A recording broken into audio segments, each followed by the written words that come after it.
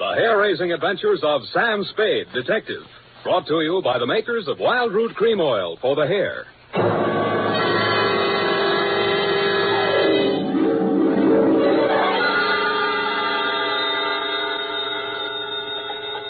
Sam Spade Detective Agency. It's me, Effie. Oh, Sam, I've been worried about you. Sid Weiss was just on the phone, and he says digging up a corpse without a permit is against the law. It's all right, Effie. I just dug him up to say hello and put him back again. Oh, Sam. I'll be down in a couple of minutes to dictate my report, sweetheart. If I get lost on the way, you'll find me in City Hospital, the Psycho Ward, third straitjacket from the left.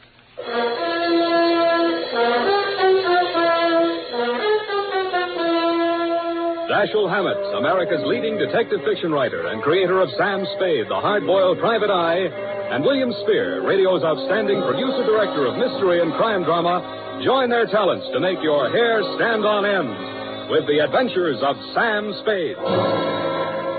Presented each week by Wild Root Cream Oil, the non-alcoholic hair tonic that will put your hair back in place again, grooming it neatly, naturally, the way you want it. Fellas, if a girl can spend half an hour under a hot dryer in a beauty parlor to look her best for you, certainly you can spend half a minute sprucing up with Wild Root Cream Oil hair tonic to look your best for her. That's all it takes, and Wild Root Cream Oil grooms your hair neatly and naturally, the way girls like to see it. Besides, it relieves dryness and removes loose dandruff. There's not a drop of alcohol in Wild Root Cream Oil. It contains lanolin. So get the big economy-size bottle at your drug or toilet goods counter. And now, Wild Root brings to the air the greatest private detective of them all in The Adventures of Sam Spade.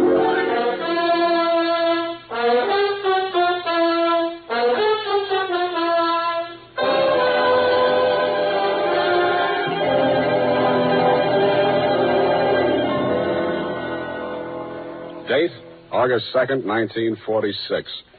To Mrs. Gregory Denov. Subject, death of Dr. Denov. I was sitting in my office with nothing to think about except a horse named Corkscrew Jr. My secretary, Ep5, came in and said there was someone outside. I didn't look up from the dope sheet, so she said it again. Someone outside, Sam. What's he look like? Blue double-breasted custom-made suit, Countess Mara tie, hand-tailored shirt, English shoes, hand-trimmed Van Dyke. Get me a blank check and send him in. Okay, Sam.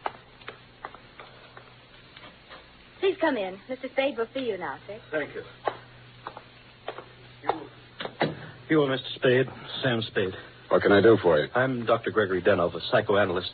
I need your help. Lie down, doctor, and tell me all about it. I see you might also be noted for your sense of humor as well as your discretion. Who told you I was discreet? A man named Nicolaitis. Well, you tell Nicolaitis I think he's cute, too. What else does he say about me? That I can trust you with $10,000. Oh. Is this Mr. Nicolaitis one of your patients? No, he isn't. As a matter of fact, he's gotten possession of some private records of mine. Well, it's rather involved. Nicolaitis is shaking you down, and he picked me as the middleman, is that it? This is not an ordinary case of blackmail. Blackmail is blackmail, even if you do it in Technicolor. Well, as you may know, a psychoanalyst keeps a faithful transcript, a detailed record of everything a patient says during consultation, no matter how intimate or shocking. Yeah? This man, Nicolaitis, has managed to gain possession of a copy of one of these case histories. The patient is a very celebrated person, and should this material be divulged, it may have very serious consequences for both my patient and for me. Doctor, your best bet's the San Francisco Police Department. No, that's out of the question. Then I'm afraid I can't help you. Why not? Nicolaitis said I'm a private detective. When I take on a client, I take on his troubles. My job is to protect him, not to stand by and see him milked. If you want to hire me on that basis, I'll listen. Oh, I'm so tired. I must trust somebody. What can you do for me, Mr. Spade? Write me out a check for $1,000. Got a pen? Yeah. All right. You see, Nicolaitis figures that if I'm getting a cut, I'll have to keep my mouth shut. I'll spend it all the same. Here you are. Thanks. Now, what was the last thing Nicolaitis told you? That he would pick up the $10,000 here and deliver to you this file in question. Can you reach him? Yes. Call him. Tell him you've seen me. Tell him I won't do that kind of business in my office. Tell him to come to your house. I'll be there. What if he refuses? He won't. Tell him I have the whole 10,000. What time? How about in an hour? No, I'm sorry. We'll have to make it around 3 or... Oh, goodness, I'm late now. I really... That's a beautiful watch, Mr. Denov. Yes. Foreign? Yes. May I see it? My watch? Why, really, Mr. Spade, I'm very late. I have so many things to do, and I have to be at the Majestic Theater well before the matinee starts at 2:30. How are you going to see me at 3 o'clock if you're going to the theater? Oh, I'm not going to stay for the performance. Well, Mr. Spade, till 3 o'clock then. Oh, my office is in my apartment. The address is here on my card. It's the penthouse. Penthouse, huh? Okay, Doctor, I'll come formal. I'll wear the top to my bathing suit.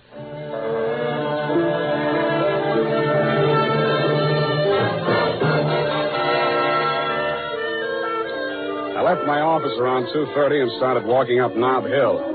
The Versailles Apartments, where Denov's place was, took up the whole 300 block, so I didn't have any trouble finding it. I stopped across the street for a minute to get my breath after the uphill climb, mopped my face, and started across. Just as I got to the middle of the street...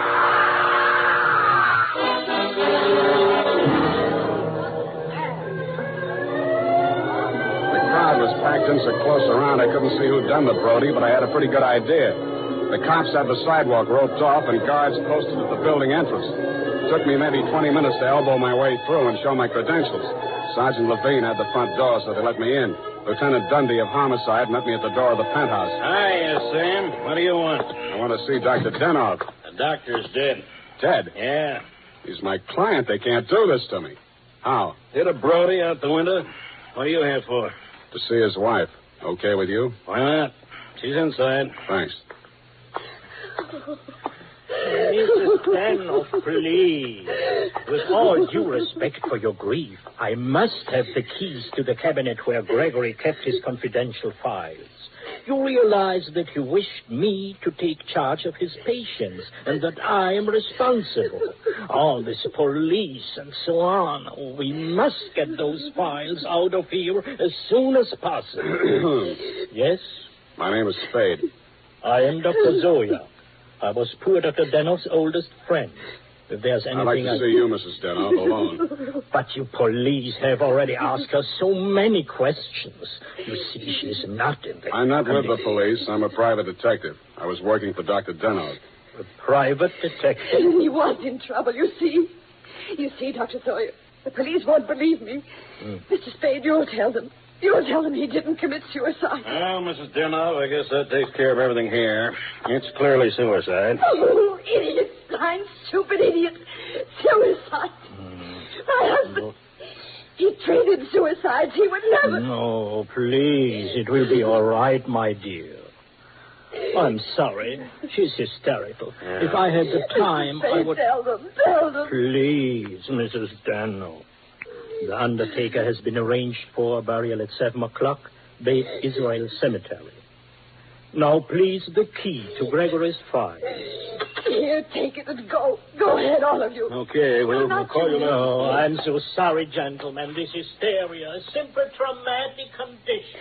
If I only had the time. Who can I turn to? Who'll help me? You think it's pleasant? You think my husband would rest if they said I committed suicide? What shall I do? What shall I do? Oh, you... Dr. Zoya didn't have the time, neither have I. You think it's murder? Who do you think killed your husband? To name someone? That's a very serious charge, Mr. Spade. Goodbye, Mrs. Denov. Constance Brent. You mean Constance Brent, the actress? Yes. Yes, she was his last patient this morning. She had threatened to kill him before. How do you know? My husband said so. Do you? And he'd written it down on his notes on her case. Once before, she'd almost pushed him from that same window. How about your husband and Miss Brent? Oh, I knew she was falling in love with my husband. That always happens. They call it a transference. But in this Your case... husband told me Miss Brent was acting in a play this afternoon over at the Majestic. Yes, Midsummer Night's Dream. But she was here. I know she was here. Miss Ray, the receptionist, was coming back from lunch when she heard voices arguing inside. And she was sure it was Miss Brent's voice. Show me the doctor's case history on Miss Brent. I can't. It's missing. As soon as it happened, I went to the files. I meant to show it to the police. Who could have taken it? Constance Brent was the last one in that room before he died. Yeah. When did you see Nicolaitis last? Nick, who? Skip it. Where can I reach you in case... For the next couple of hours, I'll be at the Majestic Theater. I want to see how good an actress this Constance Brent is.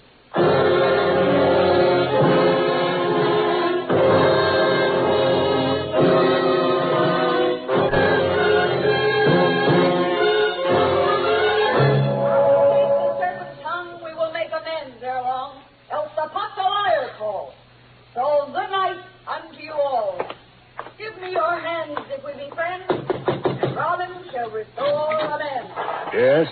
Miss Constance Brent's dressing room? What do you want? I want to talk to Miss Brent. Well, you can talk to me. I'm her husband. So you're Mr. Brent. I'm Jonathan Wallace. She's Mrs. Wallace. Now, what do you want with my wife? I've come to tell her that Dr. Denov is dead. Are you sure? You tried falling from a 12th floor window sometime. Well, that's the best news I've heard this year. But I'm afraid it'll be a shock for Constance. Maybe, maybe not. She was the last person to see him alive as far as anybody can make out. Are you from the police? No, I'm from the insurance company. Claims investigator. What do you want to see Constance for? The policy wasn't made out to her, was it? No, made out to his widow. But she can't collect. Police say it was suicide. Oh, that settles it. This is the last time I take Titania. Stand around while Puck talks his head off. Who is this person? Darling, I'm afraid this is going to be a shock. This man is from an insurance company. Dr. Denov is dead. Oh, what a pity. What happened? The police say he jumped. His wife says he was pushed. She also says that you, Miss Brent, might have been the pusher. Oh, now really, it's too absurd. How like a wife. What time did your play start this afternoon, Miss Brent? Matinee at 2:30, always. Always. And the late lamented Dr. Denov jumped at 3 o'clock. I didn't say he did. Doesn't this news, shock you? But of course. Do you think good psychoanalysts are easy to find? Looks like your next doctor will have to start from scratch. Your case history seems to be missing from Dr. Denov's files. Missing? No. What is it? Has a man named Nicolaitis been in touch with you? I've never heard of him. Chances are you will. Does he have Dr. Denov's notes on my case? Could be. This is frightful. Hot reading, huh? You seem to know this person, Nicolaitis. Get that file for me, and I'll pay you well for it. Just a minute, my lovely Titania. We don't know who this man really is. He might even be Nicolaitis himself. Let me see your company credentials. Now, what do you know? Somebody picked my pocket. My wallet's gone. I thought so. All right, you tell me who you are. I'll call the police. Oh, no, Jonathan. No police. Let's get off the merry-go-round. My name is Spade. You'll find me in the phone book under S. My office is open until 6 o'clock. And if a man answers, don't hang up. It'll be me.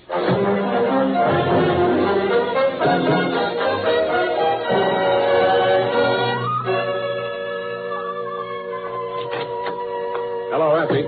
You found a Nicolaitis yet? Not one. I even tried spelling it backwards. Nobody ever heard of a man named Nicolaitis. Beginning to think there ain't no such person. Pardon me, do I hear my name mentioned? I'm Nicolaitis. Sam, I still think you're right. Come all the way in, Mr. Nicolaitis. Sit down. Oh, thank you. If you need me, Sam, just scream. What can I do for you? Oh, I've come for my money. What money? Oh, the $10,000. You remember the $10,000? Refresh my memory. Oh, Dr. Denov, the gentleman who visited you this morning? Oh, that $10,000. Oh, you see, you remember now. Yeah, it all comes back to me now. You were supposed to deliver something for the money. Since Dr. Denov is dead, that is no longer important. You will give me the money, please, and I will not disturb your afternoon any further. Suppose I refuse? Oh, that would grieve me. In my grief, there is no telling what I might do. Dr. Denov's dead. There's nothing more you can do to hurt him. Oh, never would I attempt to hurt poor Dr. Denov, but in my sorrow, it would be so great if I should be forced to hurt the woman he loved. After all, as Titania says, these are the forgeries of jealousy. Titania, huh? Ah, yes. Midsummer Night's Dream. Act 1, Scene 18. I'm a little rusty on my Shakespeare. Oh, you are indeed, Mr. Spade. Titania doesn't appear until well into Act 2. She doesn't, huh? Yeah, that's right. Yeah. I guess she isn't on for 40 minutes or so. Yes, indeed, Mr. Spade, but I didn't come here to discuss drama. What else have you got to discuss? When Dr. Denov died, your market died with him. That is a very unprogressive view, Mr. Spade. There's always a gentleman named Jonathan Wallace. Why, you fiend. You don't mean you've sold to both of us. Mr. Spade, how can you have such a low opinion of me? I will prove my integrity. I will give you the material. You give me the money. Hand it over. In the Levant, Mr. Spade, we have a saying. He who goes too close to the bear soon loses his beard. I have left my beard at home. Okay, I'll meet you anywhere you say, anytime you say. Excellent. At 7 in your apartment? Won't that be walking into the bear's cave? In the Levant, Mr. Spade, we have a saying. Private dicks do not kill people in their own apartment.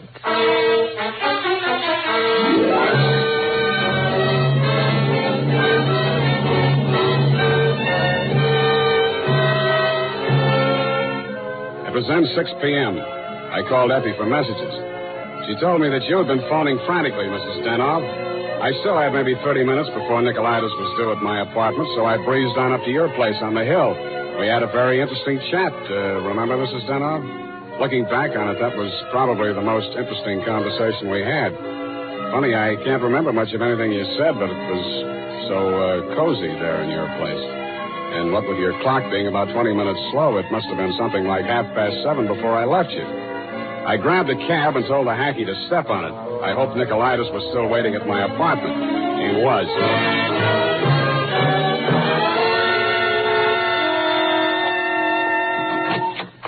Mr. Nicolaitis, I'm sorry to be late.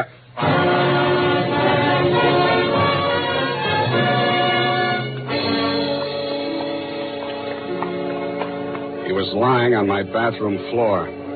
The little guy was looking just about as natty as when he'd been in my office, except that the beautiful silk scarf he'd been wearing was twisted into a tight noose around his neck. Mr. Nicolaitis was a very dead blackmailer.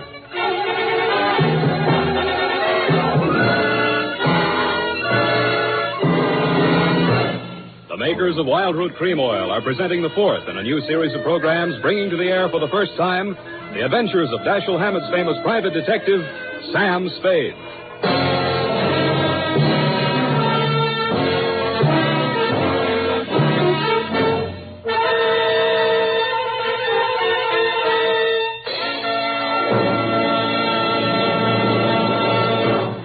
Then, at the racetrack, the man who has something better than a mere hunch is said to have it straight from the horse.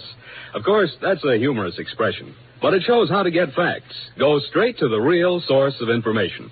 And that's why we went straight to hundreds of men in metropolitan New York to find out what men really want in a hair tonic. And their answers show that Wild Root Cream Oil has all 5 advantages chosen by this impartial consumer jury of men. 1, Wild Root Cream Oil grooms your hair neatly and naturally, never leaves it sticky or greasy.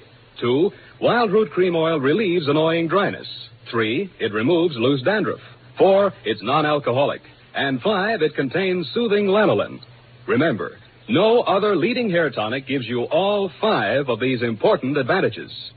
Is it any wonder that 4 out of 5 users in a nationwide test preferred Wild Root Cream Oil to all other hair tonics they'd tried?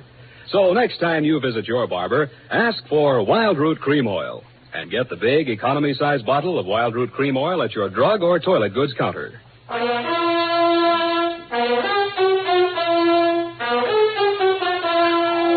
And now back to Sam and Psyche. Tonight's adventure with Sam Spade.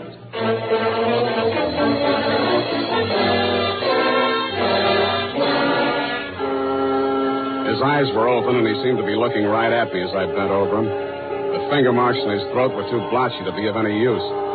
Pretty soon, Lieutenant Dundee and Sergeant Polhouse came in and walked over behind me. We all stood there for a second, and then Polhouse bent down and closed those eyes. You know him, Sam? His name is Nicolaitis. That's all I know about him. What did he come here to your place for? I don't know. You invited him? I wouldn't have been surprised to find him here, but not like this. You boys got a smear on him yet? Sure. He's an old customer of mine. Runs a photo lab. Photostats, microfilm. Microfilm. Nobody makes any sense. They're all screwballs, psychos, neurotics. What am I doing in the middle of this anyway? Sam, don't scream at us. We're just doing a job. Oh, I'm sorry, boys. This Dr. Denov was my client. Mental expert. That Denov probably had a screw loose somewhere and needed a psychoanalyst himself. Say, maybe he was... Yeah. Hey, look, Dundee. Hmm? I'm going out of here now. Do I call Sid Weiss and we go through all that again, or are you going to let me walk? Why, Sam, you can go. I know where you sleep. I'll wake you when I'm ready for you.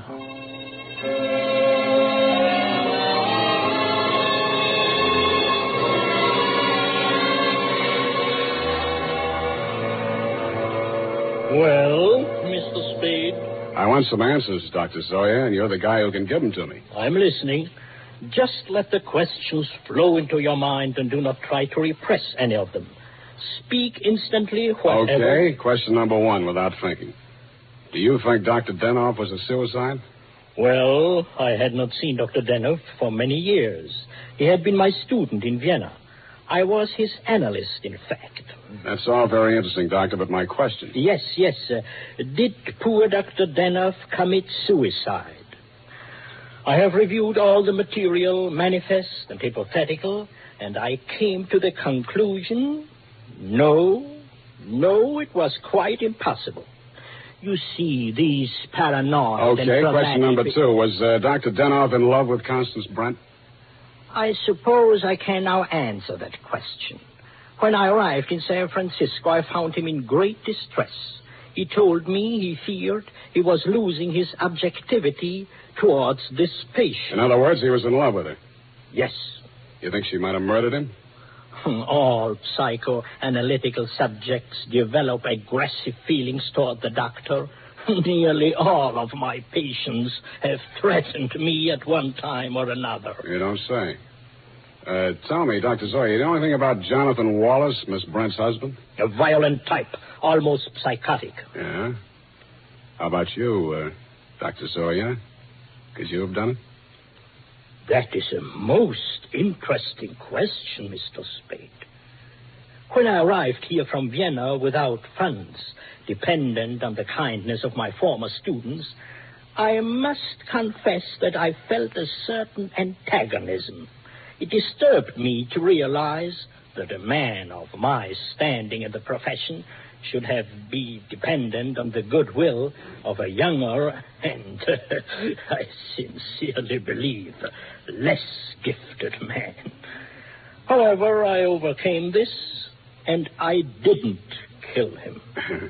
Yeah. Well, Doctor, thanks a lot. Oh, people. Truly a life study. There is no accounting. For instance, Dr. Denoff. He came to me only this afternoon with the strangest requests. Yeah? He gave me the gold watch which I had presented to him many years ago upon his graduation in Vienna. He had a patient waiting and so had not much time to explain. Where is this watch? Please, I'm coming to that. He asked me to promise that I would have the watch buried with him if something should happen. That has been done. But Dr. Denoff just died at 3 o'clock. It is a Mosaic law that the deceased be buried before sundown. Uh-huh. Thanks, Doctor. Thanks a lot. I hope I've been of some help. Doctor, you'll never know how much you've helped me.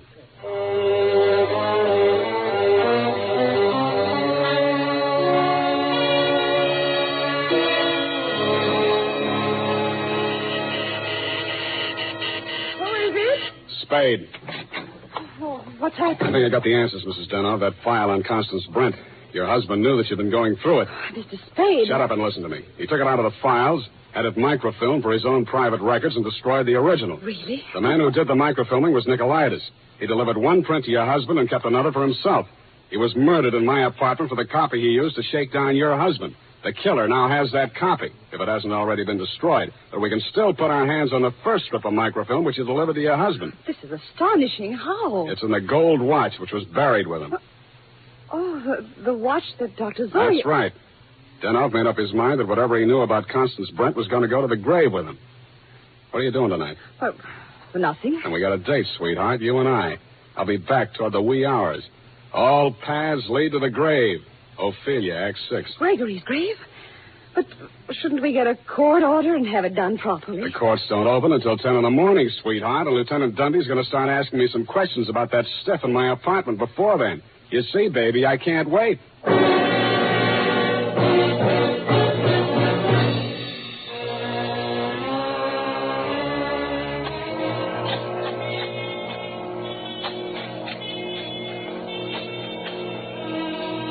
Mr. Spade, we shouldn't be doing this. If I'm wrong this time, it won't be wasted effort. I'll crawl into the grave myself and pull it in after.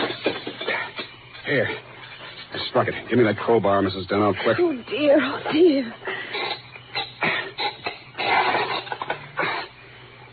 Put that flashlight in here, sweetheart. You look the other way. Yeah, here it is. Look. What, Mr. Spade? What have you got? The watch. Here, put the flash on it while I open it. Here's my nail file. Pry off the back. Thanks. That does it. Here's the film. All right, Mr. Spade. Give me that film. Well, if it isn't the second gravedigger from Hamlet, Mr. Constance Brent. Stop clowning and hand it up to me. You better do as he says, Mr. Spade. We've both got guns. I was expecting that. It took you a long time to get here, Mr. Wallace.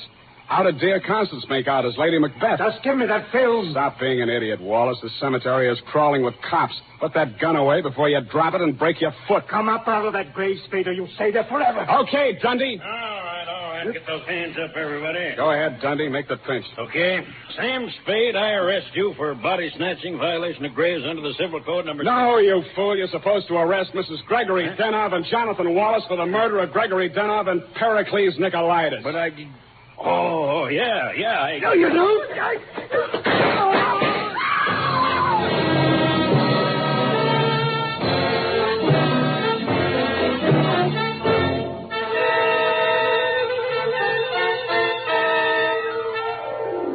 It was smart of you, Mrs. Denov, to make me late for my appointment with Nicolaitis.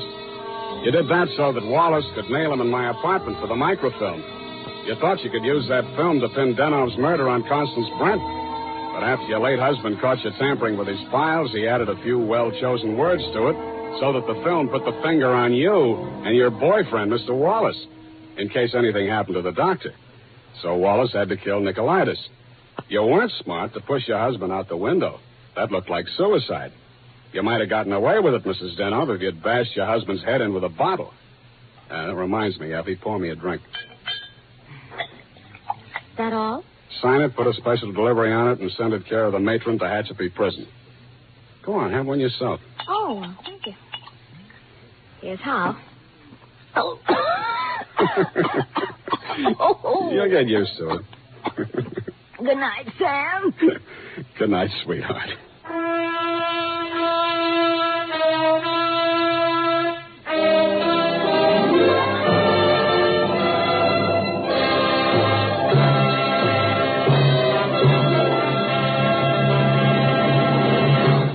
Wild Root Cream Oil presents The Adventures of Sam Spade, Dashiell Hammett's famous private detective, produced and directed by William Spear.